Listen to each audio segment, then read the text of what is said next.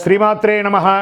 ఈరోజు మనం కొత్త ఒక విషయాన్ని మనం తెలుసుకోవద్దు. అంటే ఇది వరకు కూడా తెలిసి ఉండొచ్చు, మనం గ్రంథాల్లోనూ అన్నిట్లోనూ తెలుసుకుంటాం. కానీ ఈ యొక్క యూట్యూబ్ ద్వారా ఇది మీకు చాలా ఉపయోగపడే ప్రతి ఒక్కరికి కూడా జీవితంలో తెలుసుకోవాల్సిన ఉపయోగపడే ఒక అద్భుతమైనటువంటి సబ్జెక్ట్ అండి. ఈ నవగ్రహాలకి మనం చేస్తాం కదా, ఆదిత్యాయ సోమాయ మంగళాయ బుధాయ చ గురు శుక్ర శనిభ్యశ్చ రాహవే కేతువున, ఈ 9 గ్రహాలు ఉన్నాయి కదా.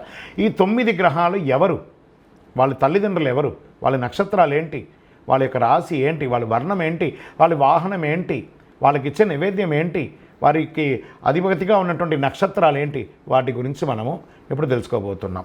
గురు భగవానుడు బృహస్పతి, గురు చూసిన కోటి లాభం అంటారు.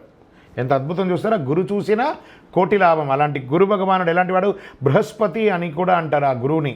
దేవతలకి దానములకి గురువు అయిన శుక్రాచార్యుడికి గురువు ఇతను. సత్వగుణ సంపన్నుడు, పసుపు పచ్చ బంగారు వర్ణంలో ఉంటాడు. పేరు ప్రఖ్యాతలు, సంపద, తోడబుట్టిన వారి క్షేమం కొరకు, విద్య అభ్యసించడానికి కొరకు గురువుని పూజించాలి. ధనుర్రాశి మీనరాశికి అధిపతి ఉత్తరముఖుడై ఉంటాడు. అధిదేవత ఈయనకి బ్రహ్మ, ప్రత్యధి దేవత ఇంద్రుడు.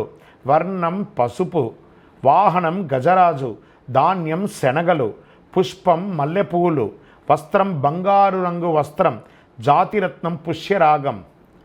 దీని కనక పుష్యరాగం, పుష్యరాగం ప్లస్ కనక పుష్యరాగం రెండు చెప్పవచ్చు.